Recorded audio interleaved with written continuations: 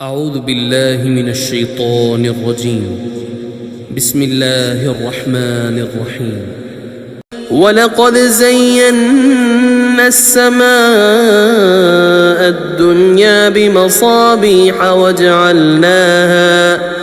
وجعلناها رجوما للشياطين وأعتدنا لهم عذاب السعير۔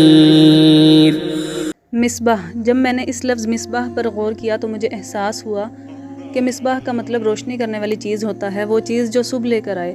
لیکن آسمان کے ستارے روشنی نہیں کرتے، چاند تھوڑی بہت روشنی کرتا ہے، لیکن وہ روشنی رات کی تاریکی ختم نہیں کر سکتی، اور تارے تو پورے آسمان کو روشن بھی نہیں کر سکتے۔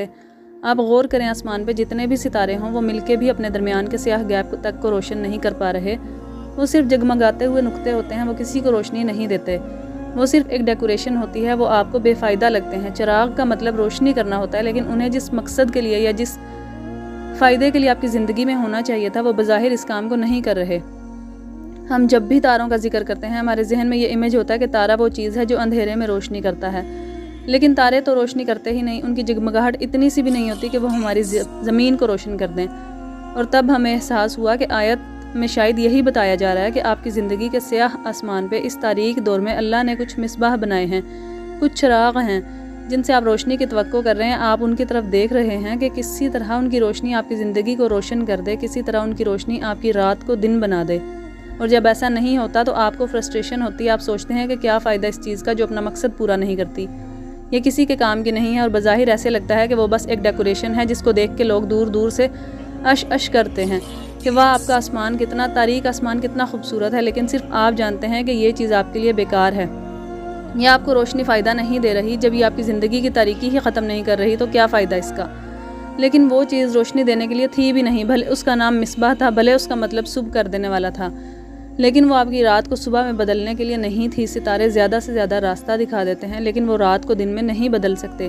وہ صرف ایک سمت کی طرف اشارہ کرتے ہیں، یا ایسے ہی کھڑے چمکتے رہتے ہیں۔ پھر بھی ان کو مصباح کہا جا رہا ہے۔ بظاہر وہ آپ کے آسمان پہ بہت خوبصورت لگ رہے ہیں، لیکن کیا کریں آپ ان کی خوبصورتی کا، جب وہ بظاہر آپ کو اپنے کسی فائدے کے نہیں لگتے۔ مصباح ایک ایسی چیز ہے جو ہماری زندگیوں میں موجود ہے، اور جو دیکھنے والوں کو بلکہ خود ہمیں بھی خوبصورت لگتی ہے، لیکن اس سے زیادہ ہمیں اس کا اپنی زندگی پہ کوئی اثر نظر نہیں آ رہا۔ سورہ ملک ہمیں بتاتی ہے کہ وہ چیز بھی دراصل اللہ کے ایک بڑے پلان کا حصہ ہے، اور وہ بڑا پلان کیا ہے؟ وہ ہے شیاطین کو آپ کی زندگیوں میں داخل ہونے سے روکنا، کیونکہ مصباح کا کام روشنی کرنا نہیں تھا۔ روشنی اس کا ایک کور ہے، ایک ڈیکوریشن۔ اس کی جو روشنی ہے وہ ناکافی ہے، کیونکہ یہ مصباح کی جاب نہیں تھی۔ مصباح کا کام تھا آپ کی زندگی کو خوبصورت بنانا، آپ کی زندگی میں داخل ہونے والے شیاطین کو بھگا دینا۔ شیطان کیا ہوتا ہے کہ یہ شیطان سے نکلا جو شدید مایوس ہوتا ہے، جو بہت نیگیٹیوٹی کا شکار ہو۔ مصباح کیا کرتا ہے؟ مصباح آپ کی زندگی سے نیگیٹیوٹی کو نکال کے باہر کرتا ہے۔ آپ کو علم ہی نہیں ہوتا کہ وہ کیسے اور کہاں آپ کی حفاظت کرتا ہے، کیونکہ آپ کو شیاطین نظر نہیں آ رہے، آپ کو صرف شوٹنگ سٹار نظر آتا ہے۔ ابھی تک اس آیت کا ہمیں مطلب سمجھ میں نہیں آتا، نہ ہی آئے گا، کیونکہ جب تک یہ معلوم نہیں ہوگا کہ مصباح ہماری زندگی میں کیا چیز ہے، اس آیت کا معنی ہمیں سمجھ میں نہیں آ سکتا۔ یہ آیت ایک کوڈ کی طرح، اس کو ڈی کوڈ کرنا ہے ہم نے۔ آسمان ہماری زندگی ہے، قریب کا آسمان ہمارا موجودہ فیز ہے، شیاطین نیگیٹو لوگ اور نیگیٹو خیالات ہیں۔ مصباح کی موجودگی بتاتی ہے کہ قریب کا آسمان تاریک ہے، یعنی ہماری زندگی کا فیز اچھا نہیں چل رہا۔ زینت کا لفظ بتاتا ہے کہ مصباح کوئی ایسی چیز ہے جو دور سے دیکھنے میں خوبصورت لگتی ہے، لیکن وہ کام نہیں کر رہی جو ہم اس سے توقع کرتے ہیں۔ لیکن کیا ہے یہ مصباح؟ میں اتنے دن سے یہی سوچتی رہی کہ مصباح کیا ہے؟ کیا یہ کوئی لوگ ہیں جو ہماری زندگی میں ہیں اور ہم انہیں اہمیت نہیں دیتے، لیکن وہ ہمیں بہت سے مسئلوں سے بچاتے ہیں؟ یا یہ کوئی چیز ہے؟ کیا چیز ہے یہ؟ میں نے بہت سے اینگل لکھے اور لکھ کے مٹا دیے۔ مصباح کیا ہے؟ وہ کیا ہے جس سے ہم روشنی کی توقع کرتے ہیں، لیکن جب اس سے روشنی نہیں ملتی تو ہم اس سے مایوس ہو جاتے ہیں، لیکن دراصل وہ شیاطین کو ہم سے دور کر رہی ہوتی ہے۔ قرآن کی تعلیم میں ایک بات یاد رکھیں، جب بھی کوئی لفظ سمجھ نہ آئے اس کے حل کے لیے کتاب کھولیں، اور وہ خود قرآن کریم ہے۔ قرآن کا بعض حصے کی تشریح کرتا ہے۔ جب کوئی لفظ سمجھ نہ آئے تو دیکھیں کہ یہ قرآن میں اور کہاں کہاں استعمال ہوا ہے اور کن معنوں میں استعمال ہوا ہے، یوں آپ ایک پزل حل کر لیں گے۔ قرآن بہت سادہ ہے اور قرآن بہت دلچسپ ہے۔ مصباح کا لفظ قرآن میں اور کہاں کہاں آیا ہے؟ سورہ فصلت میں بھی آیا ہے، وَزَيَّنَا السَّمَاءَ الدُّنْيَا بِمَصَابِيحَ وَحِفْظًا، اور ہم نے زینت دی آسمان دنیا کو مصابیح سے اور انہیں بنایا حفاظت کا ذریعہ۔ سورہ فصلت کی یہ آیت ہمیں مصابیح یعنی دراصل حفاظت کا ذریعہ ہیں یہ بتاتی ہے، اور یہی بات ہم اس آیت میں بھی پڑھتے ہیں کہ رجومًا للشیاطین ہے۔ مزید کہاں ہوا اس کا لفظ؟ پھر ہم نے وہ آیت ڈھونڈی جس میں اس کی ساری مسٹری کو حل کر دیا۔ یہ ایک پزل تھا، یہ ایک اینک کی مانند آیت ہے۔ آپ اس کو پہن کے جیسے ہی سورہ ملک کی آیت پڑھیں گے آپ کو ایک دم سے ساری بات سمجھ آ جائے گی۔ سورہ نور کو کھول کے اس آیت کو پڑھتے ہیں، اللہ نور السماوات والارض، یہ والی آیت مثلا نوری کم فیہا مصباح، مطلب یہاں سے لے کے اینڈ بکل شیء علیم تک، اللہ نور ہے آسمانوں اور زمین کا، اس کے نور کی مثال ایسی ہے جیسے ایک تاک ہے جس میں ایک مصباح یعنی چراغ ہے۔ مصباح ایک قندیل میں ہے، قندیل ایسی روشنی ہو جیسے ایک موتی کا ستارہ موتی کا سا چمکتا ہوا روشن کیا جاتا ہے ایک مبارک درخت سے جو زیتون ہے، نہ مشرق میں ہے نہ مغرب میں، قریب ہے کہ اس کا تیل بھڑک اٹھنے کو، خواہ نہ چھوئے اسے آگ، نور ہے اوپر نور کے، ہدایت دیتا ہے اللہ اپنے نور سے جسے وہ چاہتا ہے، اور بیان فرماتا ہے اللہ مثالیں لوگوں کے لیے، اور اللہ ہر چیز سے واقف ہے۔ سورہ نور کی یہ آیت ایک طرح سے سورہ ملک کی ان آیات کی تشریح کرتی ہے کہ مصباح کا لفظ اس آیت میں اللہ کے نور کے لیے استعمال ہوا ہے۔ اللہ کے نور کی قندیل میں رکھا ایک چراغ جو اللہ کے نور کو سمبلائز کرتا ہے، اور یہی تو اس کا مطلب ہے، مصباح اللہ کا نور ہے۔ نور مطلب روشنی کرنے والا، لیکن مصباح ہماری زندگی کے آسمان میں کہاں ہے؟ اللہ کا نور کہاں ہے ہماری زندگی میں؟ ہم میں سے اکثر لوگ اس آیت نور تک محدود رہتے ہیں۔ ہم سوچتے ہیں کہ واہ یہ کتنی خوبصورت آیت ہے، اس میں ایک بہت خوبصورت قندیل کی مثال دی گئی ہے۔ ہم اس آیت کی خوبصورتی سے متاثر ہوتے ہیں اور آگے نہیں بڑھتے، لیکن مصباح کو جاننے کے لیے ہمیں اس سے اگلی آیت بھی پڑھنا ہوگی۔ اس آیت میں بتایا جا رہا ہے کہ مصباح کہاں ہے۔ سورہ نور کی آیت نمبر 36 سے 37، وہ قندیل وہ ان گھروں میں ہے، حکم دیا ہے اللہ نے کہ بلند کیے جائیں اور ذکر کیا جائے جن میں اس کے نام کا، ان گھروں میں رہنے والے تسبیح کرتے ہیں وہ اس کی ان میں صبح و شام۔ ایسے لوگ جن کو نہیں غافل کرتی تجارت اور خرید و فروخت اللہ کے ذکر سے اور نماز قائم کرنے سے اور زکوٰۃ دینے سے ڈرتے ہیں، وہ اس دن سے الٹ جائیں گے جس میں دل اور آنکھیں۔ سبحان اللہ کہ کیسے قرآن کا ایک حصہ دوسرے کی تشریح کرتا ہے۔ اب ہم نے دونوں آیتوں کو ملا کے پڑھنا ہے۔ ہر صبح و شام آپ کو آسمان پہ کیا نظر آتا ہے؟ ستارے، وہ ستارے جو بظاہر آپ کی زندگی میں کوئی کردار ادا نہیں کرتے، نہ آپ کو روشنی دیتے ہیں، نہ لیکن وہ شیطان کو بھگانے کا ذریعہ ہیں، وہ حفاظت کا ذریعہ ہیں، وہ آپ کے مصباح ہیں۔ اور یہ مصباح پائے جاتے ہیں ان گھروں میں جن کے بارے میں اللہ نے حکم دیا ہے ان کو شرف اور مرتبے میں بلند کیا جائے اور ذکر کیا جائے، ان میں اس کے نام کو وہ تسبیح کرتے ہیں، ان میں اس کی صبح و شام۔ دوسری آیت بتاتی ہے کہ وہ لوگ جن کو اس مصباح کے ذریعے نور ملتا ہے وہ پائے جاتے ہیں ان گھروں میں جہاں اللہ کا ذکر بلند کیا جاتا ہے اور وہ اللہ کی تسبیح کرتے ہیں۔ مصباح اللہ کا ذکر ہے، جہاں تک میں سمجھ سکی ہوں مصباح اللہ کے ذکر کی طرف اشارہ کرتا ہے، وہ ذکر جس کا ہمیں بظاہر کوئی فائدہ نظر نہیں آتا۔ ہم روز روز کی نماز کو روٹین سمجھتے ہیں، ہر روز کا آسمان ایک جیسا لگتا ہے، روز کے ستارے ایک جیسے لگتے ہیں، ایسے ہی روز کی نماز اور روز کا ذکر بھی ایک جیسا لگتا ہے، بظاہر اس کا کوئی فائدہ نظر نہیں آتا۔ کیا کرتی ہیں ہماری تسبیحیں ہماری زندگی میں؟ ہم نے سے بہت سے لوگوں کو بالخصوص اپنی سے پچھلی جنریشن کو تسبیحات اور وظیفے پڑھتے دیکھتے آئے ہیں، لیکن ہم لوگ ان کو نہیں پڑھتے، ہمیں تسبیح کا کوئی فائدہ نظر نہیں آتا۔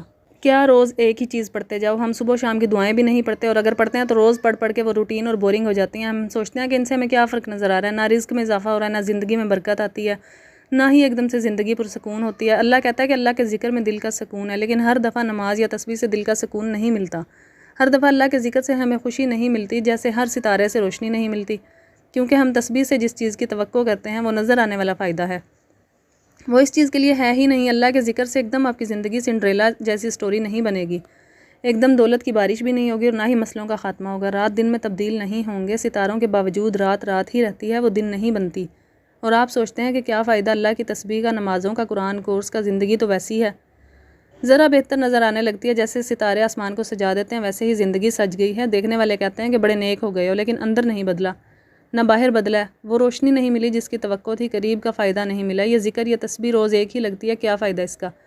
لیکن سورہ ملک بتاتی ہے کہ ہر رات آپ کو یہ ریمائنڈر دیتی ہے کہ اللہ تعالیٰ کا نور وہ نہیں ہے جو آپ سمجھتے ہیں۔ آپ کو لگتا ہے کہ قرآن اور نماز کو زندگی میں لانے سے ایک دم زندگی فیری ٹیل ہو جائے گی، پرفیکٹ، اور آپ خوش ہو جائیں گے، آپ کی خواہشات پوری ہو جائیں گی۔ ایسا نہیں ہوگا، زندگی مشکل ہی تھی اور رہے گی، کیونکہ یہ ڈیزائن ہی ایسی کی گئی تھی۔ ستاروں کا مقصد آپ کی رات کو دن میں بدل دینا نہیں تھا، ورنہ نیک لوگ سب سے زیادہ دولت مند اور پرسکون ہوتے، ان کو مسئلے ہی نہ ہوتے، ان کی ذہنی حالت بہترین ہوتی، لیکن ایسا نہیں ہے۔ جو بھی اللہ کی راہ پہ چل رہا ہے اس کو مسئلے ہیں، رزق کے، شادی کے، اولاد کے، صحت کے، کسی کی بھی زندگی آسان نہیں ہے، نہ مومن کی، نہ کافر کی، نہ نیک کی، نہ گناہ گار کی۔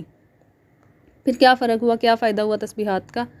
یہاں بالخصوص تسبیحات پہ زور اس لیے دیا جا رہا ہے کہ اللہ کی فرض عبادات کرنا ایک بات ہے، لیکن ذاکرین میں خود کو شمار کر لینا، یعنی وہ لوگ جو دن رات اللہ کا ذکر کرتے ہیں، وہ ایک بہت مختلف سٹیج ہوتا ہے۔ کیا فائدہ ذاکر بننے کا اگر زندگی تاریک ہی رہنی ہے؟ کیونکہ تسبیحات اور ذکر ہی آپ کو نہ نظر آنے والے مسئلوں اور منفی چیزوں سے بچاتا ہے، آپ کو خود بھی معلوم نہیں ہوتا، اور آپ انہی اذکار کی بدولت بہت سے شر سے بچے رہتے ہیں۔ یہ اذکار آپ کو امیر بنانے یا خوش کرنے کے لیے نہیں تھے، یہ تسبیح یا نمازیں یا عبادات آپ کی رات کو دن میں نہیں بدلیں گی، یہ آپ کی رات کو خوبصورت بنائیں گی، یہاں تک کہ آپ کا دل پرسکون ہو جائے اور آپ امید کے ساتھ صبح کا انتظار کریں گے۔ صبح اپنے وقت پہ ہی آئے گی۔ اللہ کی فرما برداری کرنے سے آپ کو دنیا جہاں کی نعمتیں نہیں ملیں گی، لیکن آپ بہت بڑی آفتوں سے بچ جائیں گے۔ اللہ آپ کی حفاظت کا ذمہ لے لے گا، اور جب وہ حفاظت کرتا ہے تو پھر کوئی آپ کا بال بیکا نہیں کر سکتا۔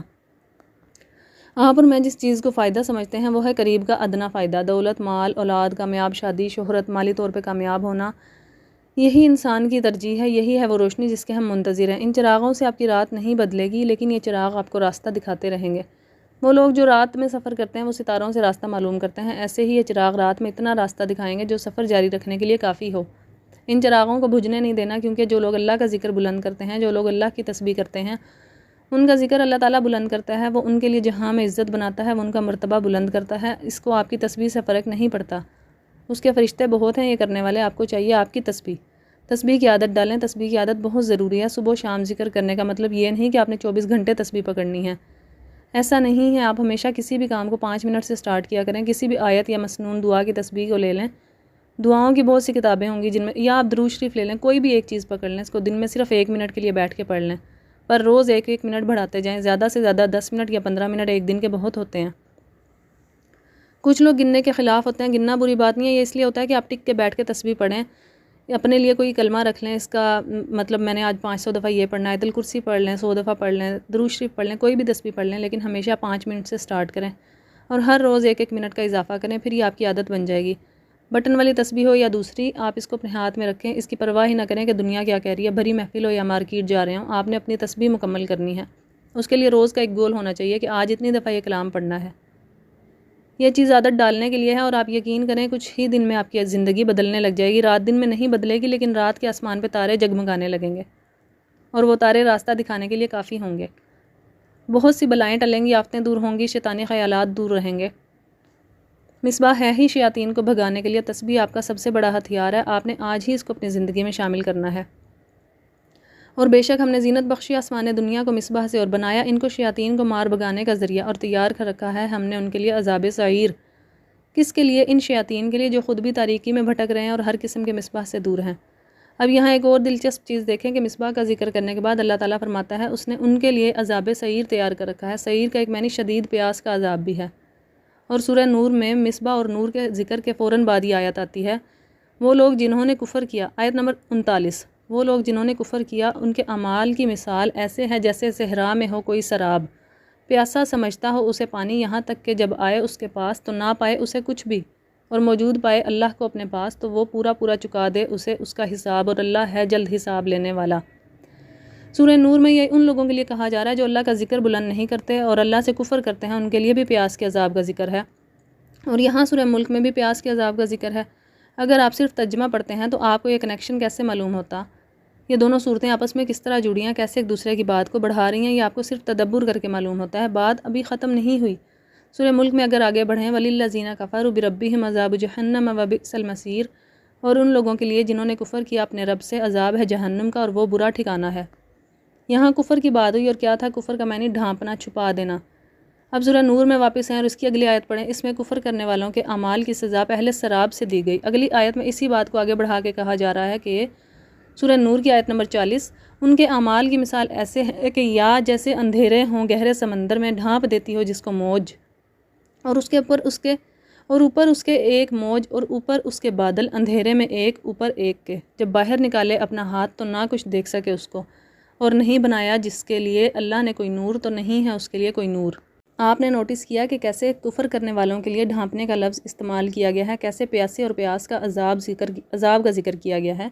یہ قرآن کا معجزہ ہے۔ آپ بعض آیات کو ملا کے پڑھیں تو ان میں بہت سی امیزنگ سیمیٹری ہوتی ہے، یہ وہ مختلف صورتوں کی آیات آپس میں جڑی ہوئی ہیں، ان کا کنیکشن اتنا امیزنگ ہے کہ بیان سے باہر ہے۔ بظاہر ہر کچھ دیر بعد ایک ایسی آیت آتی ہے کہ اللہ کا کفر کرنے والوں کے لیے عذاب ہے، جہنم ہے، وغیرہ وغیرہ، اور ہم نہیں سمجھ پاتے کہ اتنی دفعہ یہ باتیں دہرائی کیوں جا رہی ہیں، لیکن دراصل ہر دفعہ ان کو دہرانے کا کوئی مقصد ہوتا ہے، اور کوئی ایک مقصد نہیں ہوتا، بہت سے ہوتے ہیں۔ ہمیں آج صرف ایک مقصد سمجھ آیا، ہو سکتا ہے 10 سال بعد ہمیں اگلا رخ سمجھ میں آ جائے۔ جس آیت کو آپ آسمان پہ ستارے سجانا پڑھ کے آگے بڑھ جاتے تھے، آج ہم نے رک کے اس پر غور کیا تو معلوم ہوا کہ ہماری زندگی کے آسمان کا مصباح اللہ کی تسبیح ہے، اس کا ذکر جسے ہمیں بلند کرنا ہے وہ بظاہر ہمیں کوئی فائدہ دیتا نظر نہیں آتا، لیکن وہ ہماری ساری زندگی کو ری شیپ کر دیتا ہے۔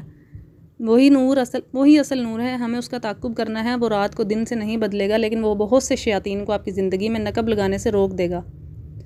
وہ رات میں آپ کو راستہ دکھائے گا، وہ آپ کی حفاظت کرے گا، وہی آپ کی زندگی پہ برکت لائے گا۔ برکت وہ نہیں ہے جو ہم سمجھتے ہیں، ہم قریب کا فائدہ دیکھتے ہیں۔ اللہ ہمیں دور کے فائدے کا وعدہ کرتا ہے، ہم رات کو ابھی ابھی بدلنا چاہتے ہیں۔ اللہ کہتا ہے کہ صبر کرو، رات اپنے وقت پہ بدلے گی۔ فرق اس سے پڑتا ہے کہ رات کو تم نے کیسے گزارنا ہے یا کیسے گزارتے ہو۔ ایسے کہ اپنی زندگی سے سارے مصباح غائب کر لو، یہاں تک کہ اتنے اندھیرے سمندروں میں گر جاؤ کہ اپنا ہاتھ بھی نہ دکھائی دے۔ اس ہاتھ سے کیا عمل کر رہے ہو اس کی سمجھ تک نہ آئے۔ یا پھر اپنی زندگی کے آسمان پہ کچھ چراغ جلا لو، وہ سورج نہیں ہوں گے لیکن ان کی روشنی تمہارے لیے کافی ہوگی۔ آپ کی زندگی کا بھی تاریک فیز چل رہا ہے، اس فیز میں آپ نے یا تو بھٹک جانا ہے، بھٹک کے اندھیروں میں زندگی گزارنی ہے، یا آپ نے چراغ جلانے ہیں۔ صبح دونوں صورتوں میں ہو جائے گی، لیکن اس صبح کے بعد پھر رات آئے گی اور پھر صبح، پھر ایک دن ایسی رات آئے گی جس کی صبح نہیں ہوگی۔ اس کے بعد اعمال کے فیصلے ہوں گے، پیاس اور جنون کے عذاب ہوں گے، اور نور کے اوپر نور سے بھری جنت ہوگی۔ فیصلہ آپ کا ہے۔ اگر آپ سے کچھ بری عادتیں ترک نہیں ہوتی یا کچھ برے راستے نہیں چھوٹتے تو اس کا حل بھی آپ کو تسبیح سے ملے گا۔ تسبیحات اور ذکر اذکار آپ کو بہت سے گناہوں سے محفوظ کر دیتے ہیں۔ مثلاً کسی بری عادت سے خلاصی نہیں ہو رہی تو کیا کریں؟ سب کر لیا نہیں چھوٹتی، ایسے میں اذکار شروع کریں، کیونکہ وہ عادت اس لیے زندگی کا حصہ تھی کیونکہ اس کی طرف دل لپکتا تھا۔ ذکر اذکار آپ کے دل کو اس سے بے نیاز کر دیں گے، آپ کو وہ پسند نہیں رہے گی، خود ہی دل دوسری طرف مائل ہو جائے گا۔ اندھیرے بھگانے کے لیے چراغ جلانے پڑتے ہیں، اور اس وقت ہمیں یہ نصیحت کی جا رہی ہے کہ ذکر اذکار کے چراغ جلائے جائیں، تسبیحات کے چراغ جلائے جائیں، یہی اصل نور ہیں۔ اور نہیں بنایا جس کے لیے اللہ نے کوئی نور تو نہیں ہے اس کے لیے کوئی نور۔